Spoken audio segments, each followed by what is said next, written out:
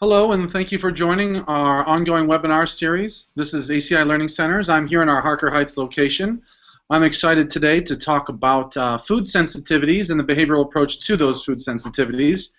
I have a lot of research to discuss tonight and a lot of information that many of you folks will find very helpful when it comes to dealing with some of these food sensitivities at home. Let me first start by introducing myself. My name is Ian Santis. I'm the Regional Director for ACI Learning Centers. I apologize about the phone. I'm a board-certified behavior analyst. I help out ACI Learning Centers by traveling amongst several of the centers and assisting with ongoing day-to-day operations, programming, behavior reduction protocols, things of that sort. I also assist with a lot of the food interventions that are helping or that are occurring at any of our centers. And so I felt that this was a great opportunity for us to present some of the evidence-based approaches that we use for dealing with some of these food issues and food sensitivities. So tonight we're going to discuss those. I have a brief PowerPoint here. I encourage you to add your questions as we go through the night in the questions and answer forum, and as we get to the end of the forum, I'll be happy to answer as many of those questions as I can get to. So without further ado, I'm going to see if I can bring up our PowerPoint here.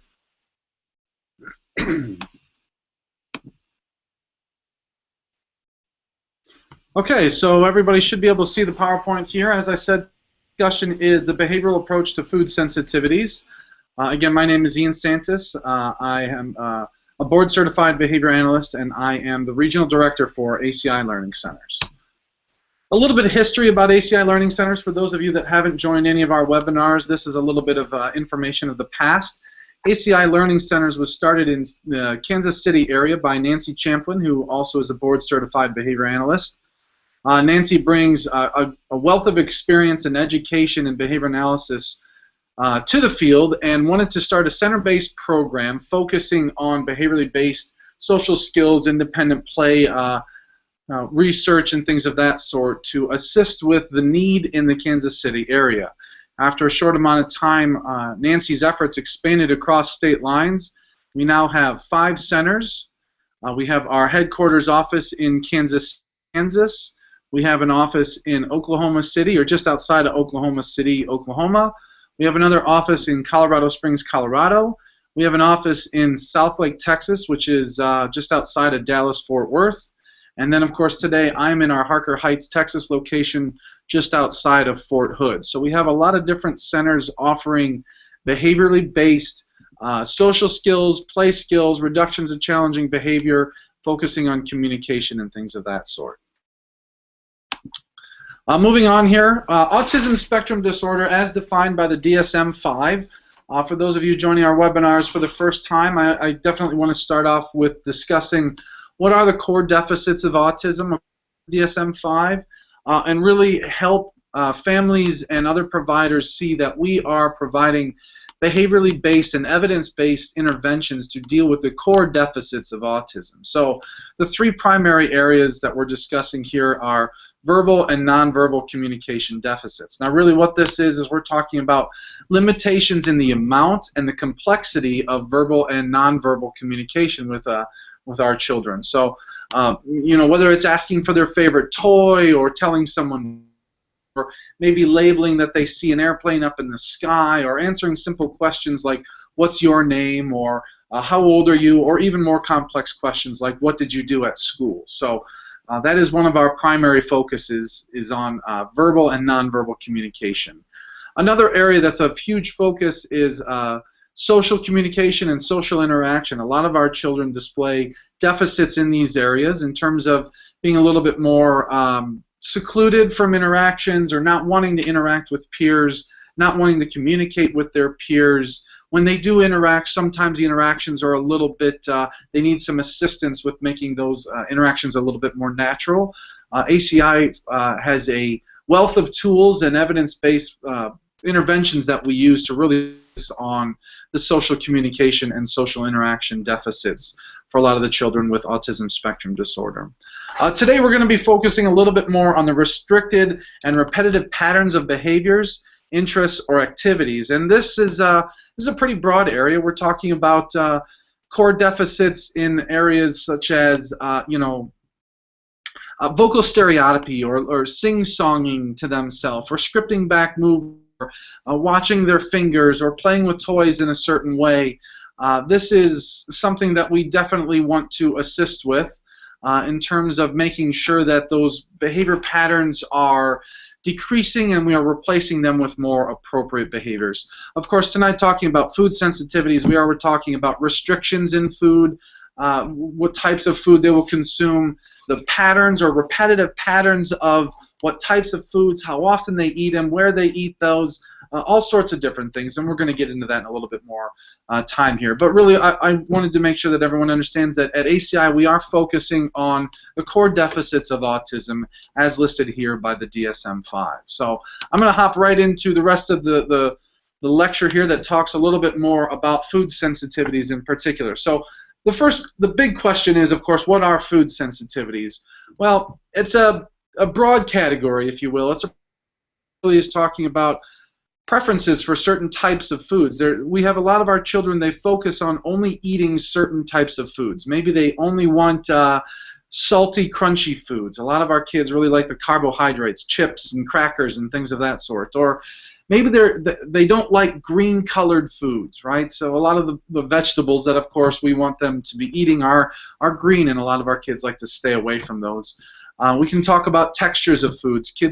Sometimes our children don't like foods with a lot of squishiness to them, if you will, like a grape or perhaps Jell-O or something along those lines. So these are preferences for those certain types. A lot of times those behavior patterns for food sensitivities are what I would say are self-imposed, meaning that the child limits what they want to consume because of preferences. That type of food, or I don't like that texture of food. And I want to differentiate the difference here between a self-imposed and a restriction brought on by someone else. Those restrictions brought on by someone else might be, maybe we're talking about the child is on a gluten-free and casein-free diet, and some of those foods aren't exactly the student's favorite, so then they tend to only eat certain things. Or maybe even, sorry, I skipped a bullet point here to go back to perseveration and rigidity. This is a big one that I think a lot of families are dealing with, that students, their children only want to eat certain types of food, whether it's out of what we call perseveration or having to do certain things in a certain order at a certain time of the day. And the list here is a student that only wants to eat chicken nuggets from McDonald's. I mean, what kid doesn't love chicken nuggets? But of course, some of our kids only want chicken nuggets that are from McDonald's, right? You can buy anything you want off the store shelves, or maybe even try another fast food restaurant like Burger King, and just complete and utter refusal of those particular chicken nuggets. I've worked with a couple of kids that have that particular perseveration. And it probably doesn't make much sense to us looking in and going, well, why would we only eat McDonald's chicken nuggets? I mean, these things have to taste the same as, this, that, or the other. But, there may be perseverations there that we really want to take a look at. So food sensitivities, what are they? It's a very broad category that, from liking certain things or disliking other things to perseverations to restrictions imposed by others. So here's a big question. Does my child have a food sensitivity that needs to be addressed? I really wanted to discuss this today because I think a lot of times when we're talking about kids that have specific food sensitivities, we might not be aware that might not even be aware that, oh, gee, I didn't realize you would call that a sensitivity. I thought he just didn't like that. Well,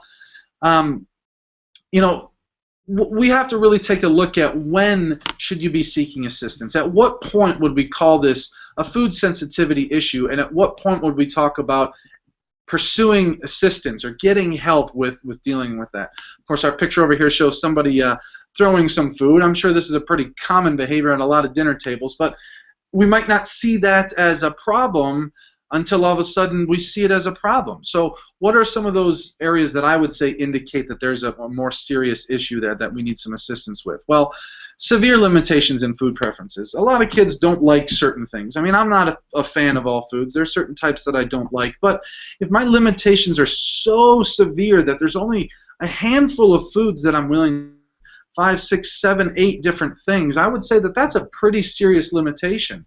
We're not going to get the chance as we go to school and eat some of the lunches at school, or mom and dad are cooking dinner at the end of the night. We're not going to get a choice or a chance to say, oh, I'm not interested in that tonight. Sometimes we just have to eat what's there, and having a really small set of foods that we're willing to eat is an indication of a serious problem. Severe tantrums when new foods are introduced. A lot of times kids kind of push back new foods. I don't know what that is. I'm not willing to taste it. I have a little bit of some of that phobia myself. But the difference would be that if we get severe tantrums, real serious meltdowns, lots of crying that's a long time when these new foods are introduced, it's a pretty good indication of a food sensitivity. Underweight or malnourished. I think this is a big one. When we see kids that are in the lower percentiles of body weight, they're just not consuming enough calories in a given day. And why aren't they? Well, no matter what I offer him, he doesn't really want to eat it. Unless it's Pop-Tarts. He'll eat Pop-Tarts till the cows come home. But if I offer him anything else, no such luck. And as a result, we're seeing malnourishment and underweight and very low caloric intake. And that's a serious indication of a problem there. Complete refusal that lasts 7 hours or several hours throughout the day. And the reason I'm listing this here is because, a lot of times kids, like I said, they will refuse foods, but if you offer them, that refusal might give up after, 10, 15 minutes, and then, okay, fine, I'll give it a shot. If that food refusal lasts several hours throughout the day, that's another indication.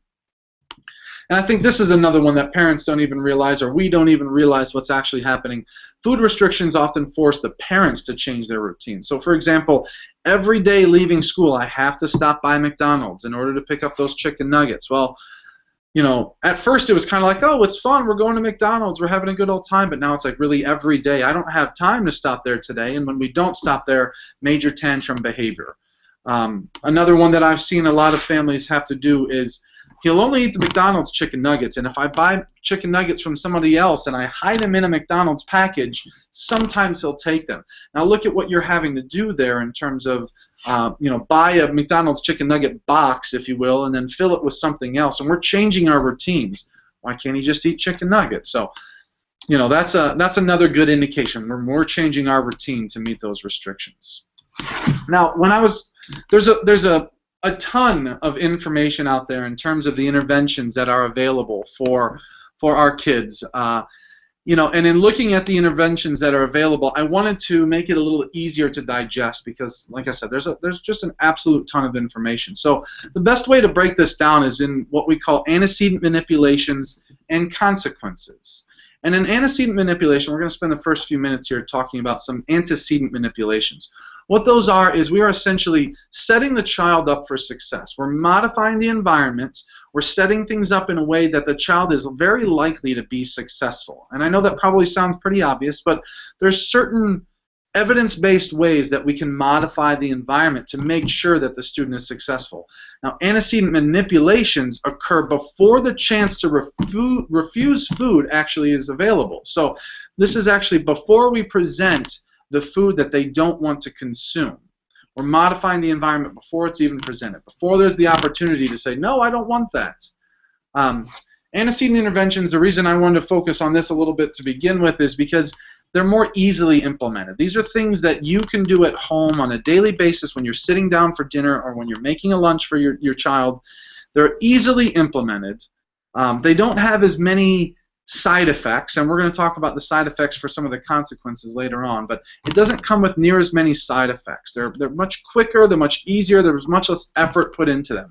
However, I want to be clear up front that according to the research, antecedent interventions are not as successful as consequence manipulations or consequences. Now, that's not to say that antecedent interventions aren't successful. They definitely are successful. But if you're looking at antecedent manipulations only versus consequences, we're more likely to see successes with consequences. But there are certainly some great tools out there in terms of antecedent manipulations, and we're going to talk about those on the next slide. Real quick, just kind of an introduction to consequences. What is a consequence and how does that work? Well, a consequence involves responding to the food refusal in the ways that in which we're actually reducing the future frequency or the likelihood that that behavior happens again. We're talking about this is an intervention that we present as food refusal is happening or right after food refusal is happening. This is a consequence of something that happens after a particular behavior. The behavior we're talking about here is food refusal. Maybe that food refusal is pushing the food away or spitting it out or crying because you presented peas instead of McDonald's chicken nuggets or whatever. That's the behavior. Now the consequence is, what do you do as a result of the child refusing those foods?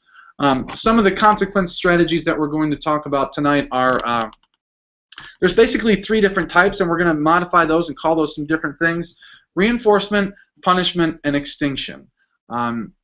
Those are technical terms from the behavior analytic literature that discuss specific ways of presenting consequences and then the result of presenting those consequences. So with reinforcement, we're actually talking about increasing a behavior. So the child accepts the food that you presented that normally they don't like. You present a reinforcer following that, and as a result, the child is more likely to eat that again in the future. That's what we want to see. Punishment would be the child refuses to eat something, and we present some kind of punisher, and as a result, they're less likely to refuse that in the future. The form of punishment can be a lot of different things, and we'll talk about those later. Extinction is the most important one that I want to talk about. Extinction is the process of the child is presented a food they don't prefer. They engage in some kind of challenging behavior, whether that's crying or pushing it away, and as a result of that, we do not allow them to get out of eating the food. And that's what we call extinction. And I'll define that and break it down in a little bit more detail later on. So again, just like we talked about with antecedent, the research indicates that consequential manipulations or consequences are much more successful than antecedent manipulations. Again, just to reiterate, not to say antecedent manipulations aren't effective, consequences generally, according to the research, are more effective. Okay, lot to digest here, and I'm gonna boil this down real quick here. So these are some of the interventions that we're talking about. The first and foremost is what we call the PREMAC principle. This is behavior analytic terminology based on research, and basically what happens is the opportunity to engage in something that they really enjoy doing will increase the likelihood that they engage in something they really don't like doing. So the easiest way to think about this is first clean your room and then we can go play outside. Or the example I give here relating to food interventions, first eat your peas and then you can have some ice cream.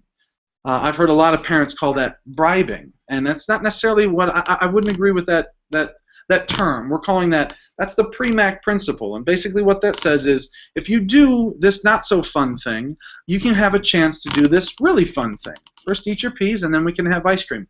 Pretty simple intervention there, certainly something that you can do on a nightly basis as you're presenting dinner or whatever. The next one real quick, behavioral momentum, or what we call high P or high probability sequencing. And basically what this is, we allow the student to engage in several behaviors that they're likely to engage in. And then as a result, they're more likely to engage in a behavior that in the past they haven't. That's a low probability behavior.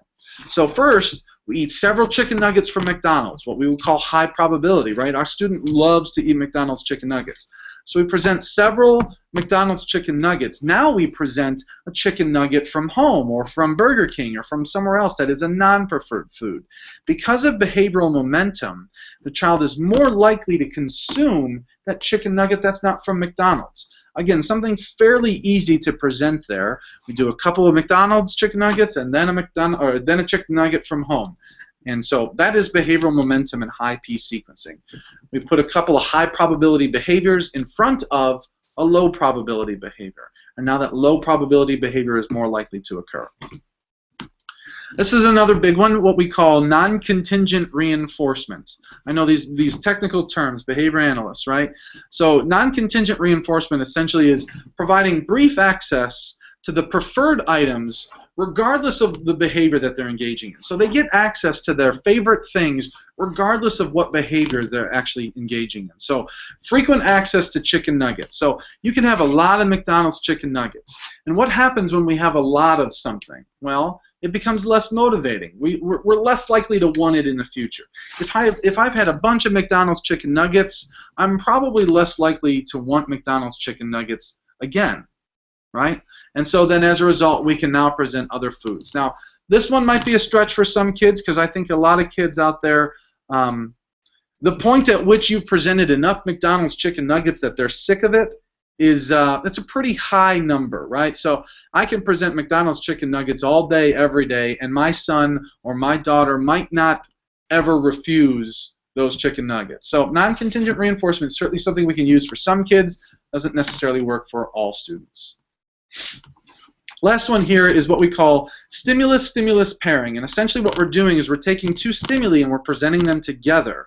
And as a result, we get a change in behavior. So presenting access to really preferred activities and or foods while the student is consuming non-preferred foods will increase the likelihood that they're eating those non-preferred foods. So the example I list here is if we get to watch our favorite movie while we're eating chicken nuggets from some other place besides McDonald's. And I really love that movie, but the only time I get it is when I'm eating chicken nuggets from Burger King.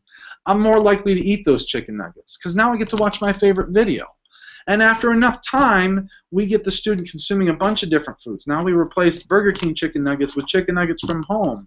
Now French fries from home. And now we can get in some of the vegetables or some of the other things that the student isn't eating, keeping in mind that they get to watch the video the entire time they're consuming those non-preferred foods. And what actually happens is the reinforcing properties or the value of that movie, I love this movie, is transferred over to that non-preferred food. I hate Brussels sprouts, but because I get to watch the video, now I kind of like Brussels sprouts, right? That might be a far-fetched one for some kids, but you can get there. You can get there with enough work. Moving on with antecedent interventions, I want to touch on a couple more here. What we call shaping. If you guys have heard any of our previous webinars, I'm sure you've heard the term shaping used before. If you're familiar with behavior analysis, I'm sure you've heard shaping as well. So shaping involves differentially reinforcing closer approximations to a target. What that means is we provide lots and lots and lots of reinforcement for behaviors that look similar to the actual behavior we want the student to engage in. If the student engages in behaviors that aren't very similar to the one that we want them to engage in, then we don't present reinforcement. So the example listed here, providing access to the preferred foods the child enjoys as they engage in behaviors that are topographically similar to eating non-preferred foods. So if I've got a student that picks up a chicken nugget from Burger King, remember our kiddo loves McDonald's chicken nuggets. If he picks up the chicken nugget from Burger King, now I'm going to say, oh, I love how you picked up that chicken nugget. You can have a McDonald's chicken nugget, right? So picking it up is topographically or looks similar to the behavior of consuming it. And eventually what happens is we get the child to the point where they're not only picking it up, but maybe they're touching it to their lips. And now we can provide reinforcement. Great job touching it to your lips. You can have a McDonald's chicken nugget. And then eventually, hey, you put it in your mouth. I love it. Here's a McDonald's chicken nugget. And then maybe biting it, and then chewing it, and then swallowing it.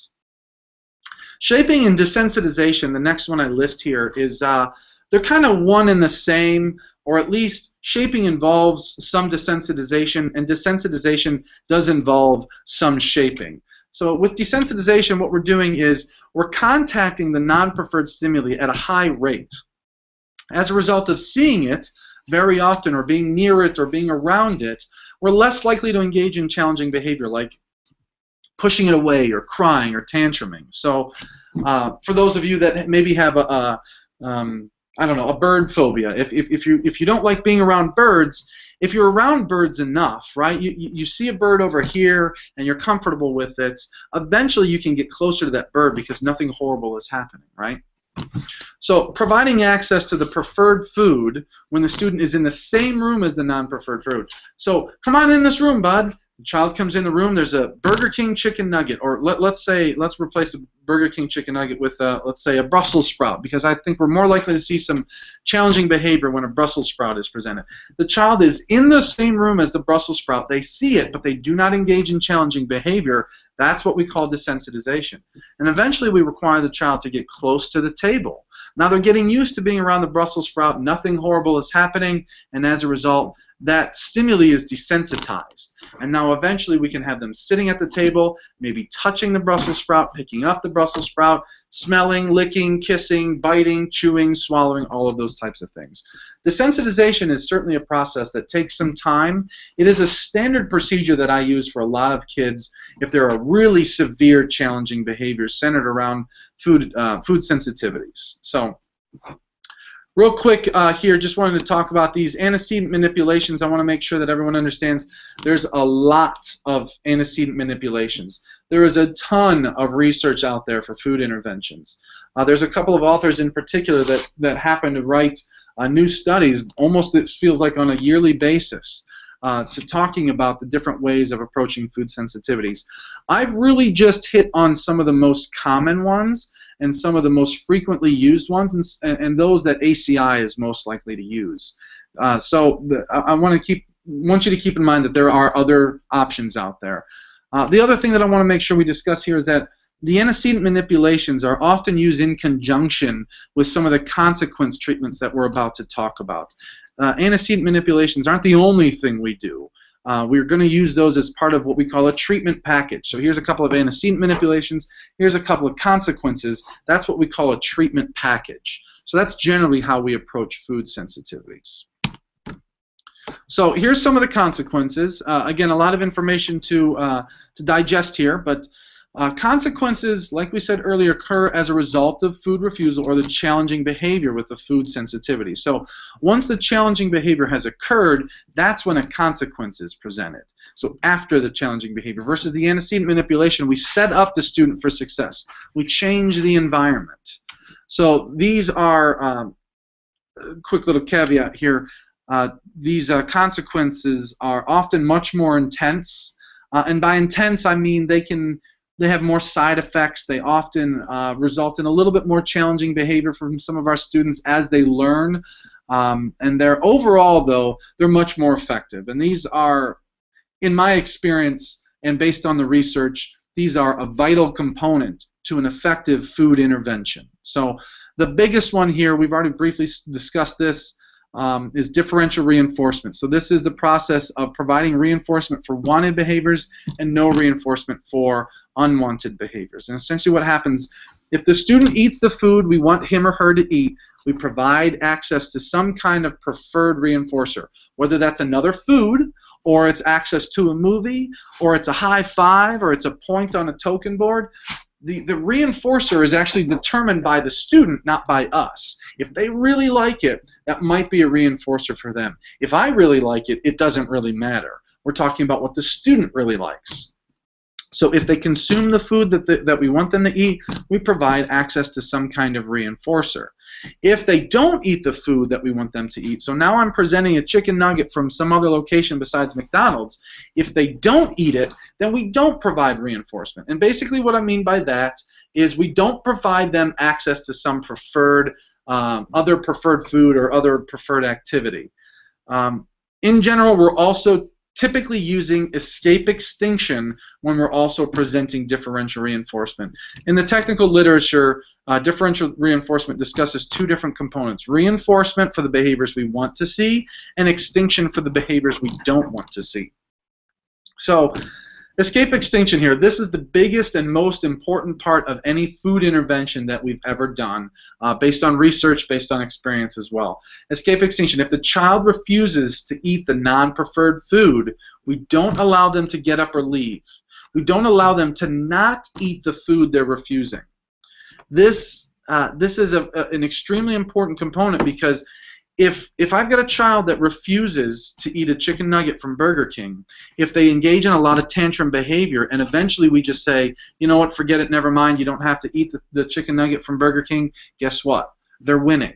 They're getting out of having to eat that by crying. And so the next time you present it, guess what they're going to do? They're going to cry. So what we want to do is we present escape extinction, which is we can engage in some kind of challenging behavior when I present this non-preferred food, but we're going to stay and we're going to eat it until you're done, until the food is gone. So generally how we do this is what we call representation or redistribution. We're going to talk about those on the next slide. But escape extinction, I really want to emphasize, this is an extremely, extremely important component of any effective intervention based on research. The escape extinction, however, like you can see, comes with a little bit of side effects. Some of those side effects are temporary. We have to keep that in mind.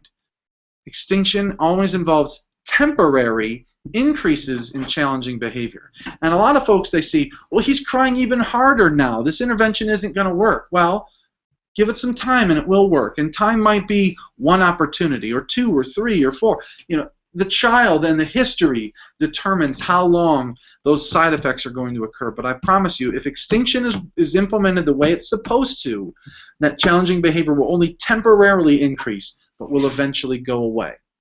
We find a lot of families give up while challenging behavior is getting worse, and as a result now the food sensitivity or the food refusal gets worse, and eventually we narrow it down even more and more and more and more until eventually the child is only consuming one or two different types of foods.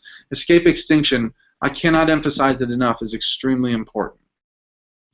If you come into ACI and you're talking about, hey, I want to do a food intervention here, I really could use your help, I assure you that ACI will be looking at the research to employ some form of escape extinction.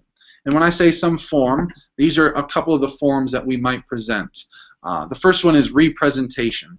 Representation is the process of presenting escape extinction, and basically what happens here is that the food is refused or expelled. Say a child spits something out, the food is going to be continued to be presented probably within very close proximity to the student's mouth until they consume that food. Representation might sound a little rough at first, but again, I assure you that this is a vitally important part of the entire food intervention process. You can spit it out, and if I put it back there, then we still have to eat it. But if you spit it out and I say, all right, fine, we're done, guess what? They're winning. They're not consuming the food that we want them to eat. And as a result of them not consuming the food that we want them to eat, we again further limit those the foods that they're willing to eat. So, example I list here, when presented with a chicken nugget not from McDonald's, excuse me, keeping in mind that our student really loves McDonald's chicken nuggets, we present a chicken nugget that isn't from McDonald's, the student pushes it away. Representation would be placing the chicken nugget back on the fork and again in close proximity to that student's mouth. We're not talking about putting it in their mouth, although representation might involve that at some point in time. But at least it is within close proximity to that student, as in they can't push it away and be done. Redistribution is a lot of times when you're presenting foods that children don't like, they tend to pocket them. They put them in their cheeks, and rather than chewing it and swallowing it, they just hold it there. And so a lot of times a parent might think, oh, hey, he ate the food. And then the next thing you know, he sneaks off and spits it into a napkin or spits it on the floor or feeds it to the dog or, you know, whatever. Or it stays in his cheek. I've seen that a lot of times where kids will literally hold foods in their cheek for several hours. Redistribution is the process of taking that pocketed food and putting it back on the student's tongue or back over their teeth in order to promote chewing of that food. So typically this is done with a tongue depressor, some kind of a spoon. I've used a Nook brush, and basically what these are safer ways rather than putting a finger in a student's mouth, which isn't, for sanitary reasons, we certainly don't want to do that, as well as for safety reasons. We might use a spoon, the tongue depressor, or a Nook brush.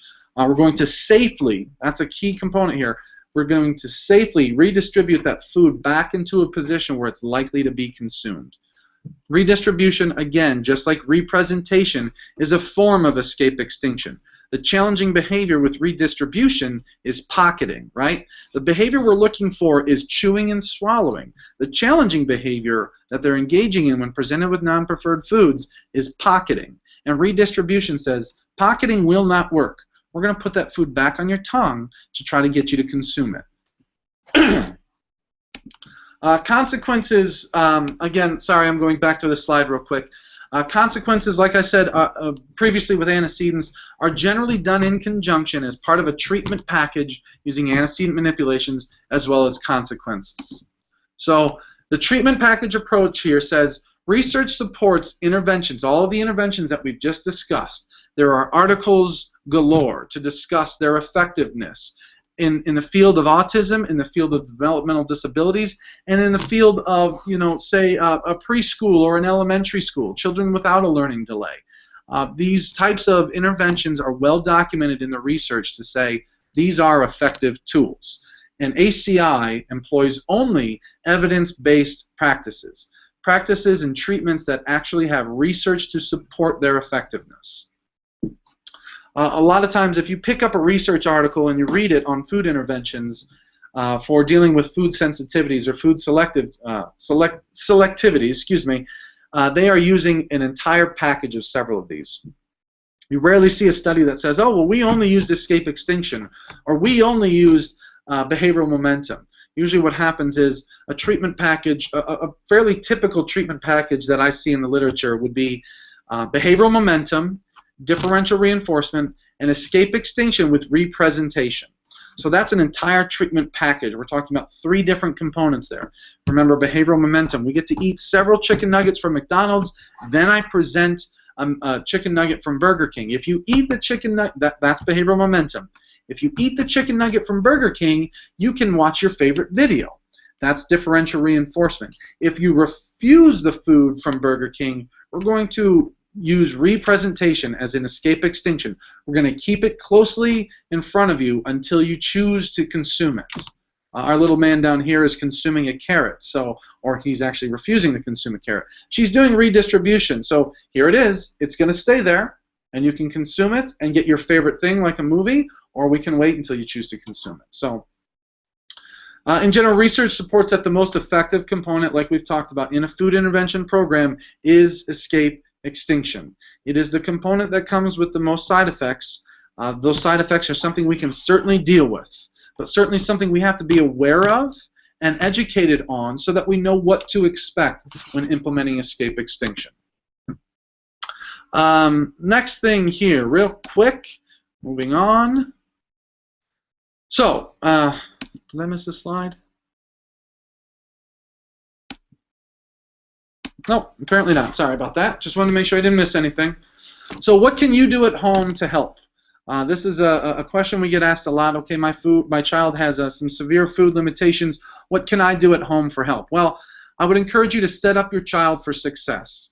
As a behavior analyst, all of our centers at ACI Learning Centers and, of course, the research supports that we want to start off at small expectations. A lot of times a family comes in and they say, he'll only eat McDonald's chicken nuggets. When is he going to start eating Brussels sprouts? Well, as we probably can tell by my stories here, I don't like Brussels sprouts. That's a big stretch for a lot of kids. And to jump from chicken nuggets to Brussels sprouts is a pretty big expectation. We want to start off small and slowly build up and eventually get to Brussels sprouts. But we've got to work through a lot of things in the beginning.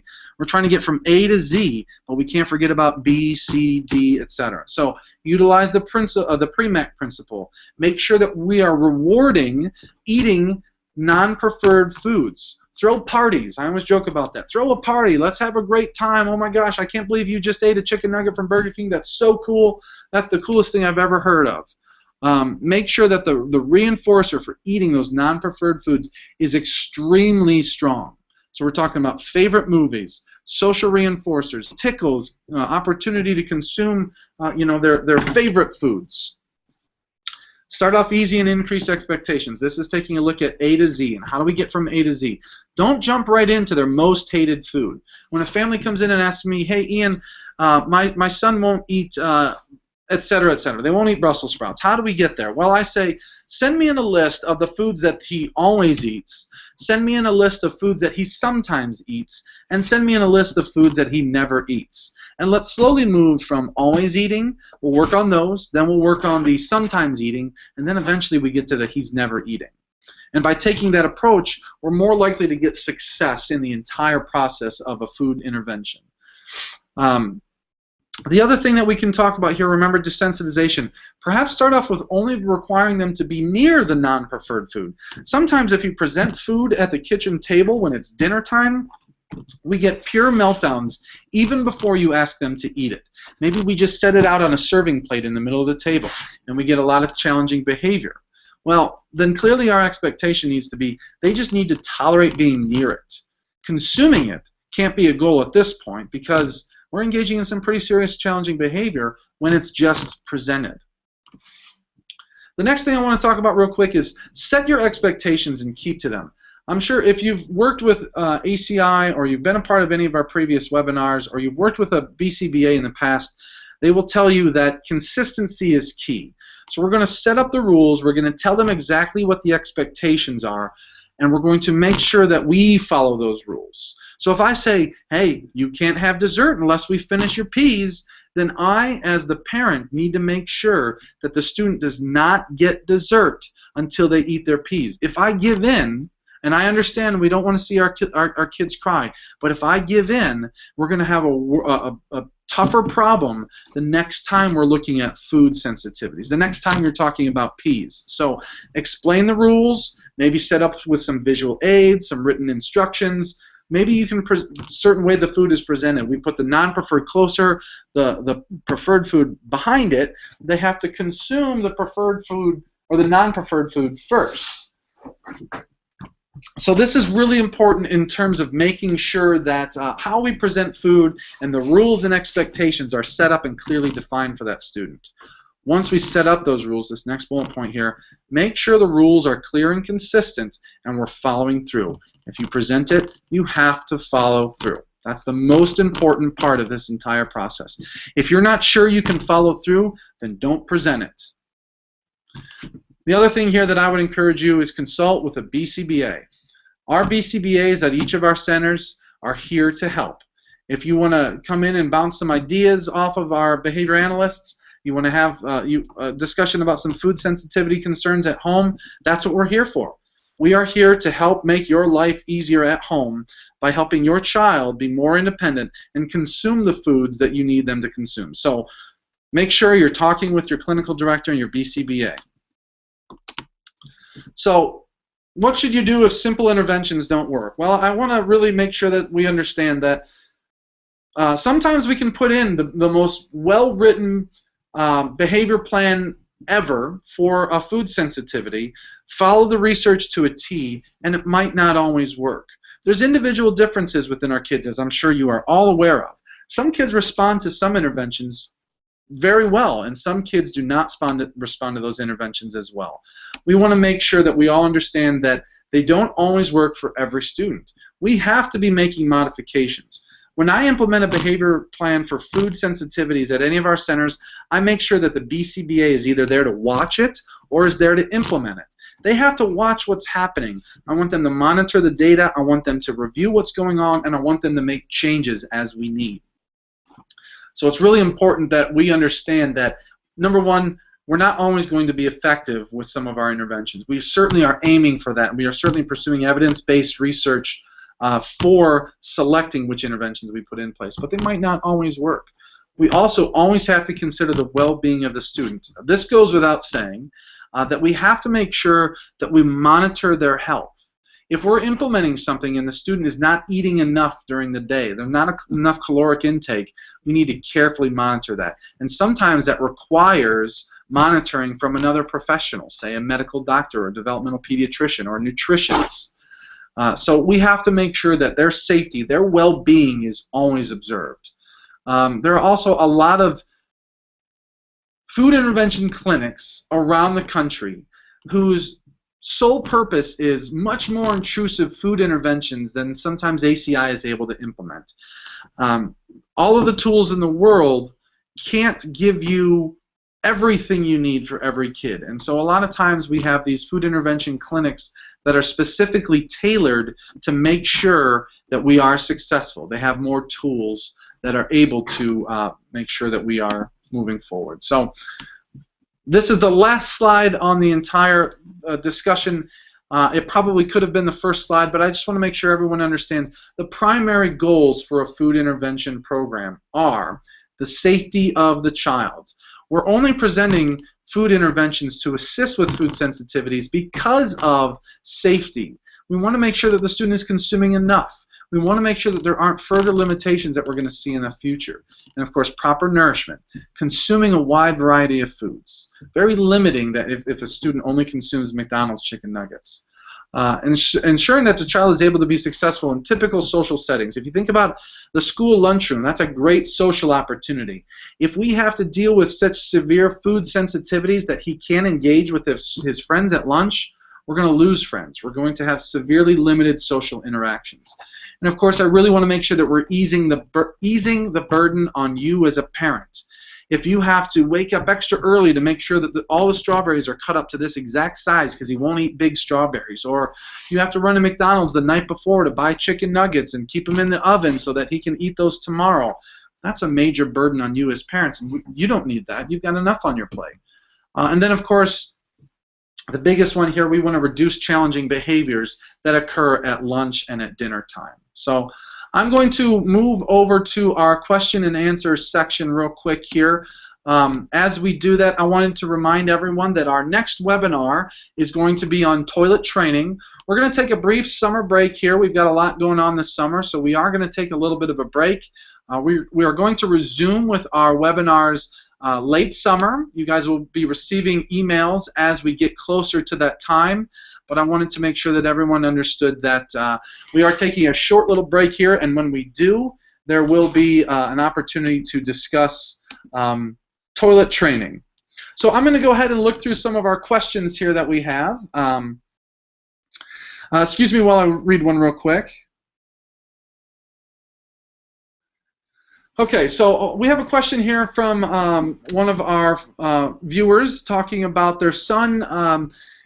He loves to eat granola bars, but if it's broken when it's coming out of the wrapper while he's eating it, it's a complete meltdown. And of course, I've definitely seen that type of behavior in the past.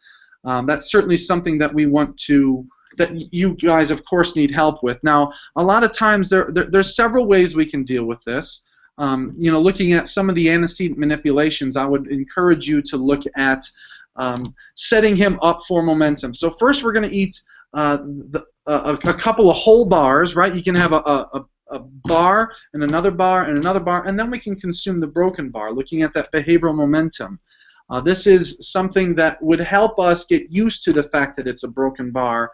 And of course, the opportunity to consume the others keeps up caloric intake. I would say the most common way that I've addressed a behavior like this would be that we look at desensitization. So desensitization as a consequence or as an opportunity to get them used to being around a broken candy bar or a not whole piece of food. So, hey, look, there's a broken one at the table. And he goes near it and he looks at it, no challenging behavior. Great job. You can have a whole granola bar, right? And so we slowly increase our expectations from you saw it broken and you tolerated it and now you got your favorite one to now you've got to sit down at the table being near the broken one, and now you can have a whole one, or watch your favorite movie or something along those lines. And then eventually we have to get them to the point where they're touching it. And then they get the whole granola bar. So the purpose of this whole process is for a child to see that, hey, there's a broken granola bar or a semi-whole piece of food that isn't the end of the world if the broken candy bar or broken granola bar is there. Nothing horrible is going to happen. But we have to slowly introduce that concept. We can't just you've got to consume the broken one and you're going to deal with it because you're going to get a lot of pushback, and whether you can handle that pushback is a different story or not. But we have to slowly introduce that desensitization. I hope I provided a thorough enough answer for that. Again, as I mentioned earlier, if you are working with any of our ACI learning centers and you have further questions on that, please, please, please talk with any of our behavior analysts. I have another quick question here.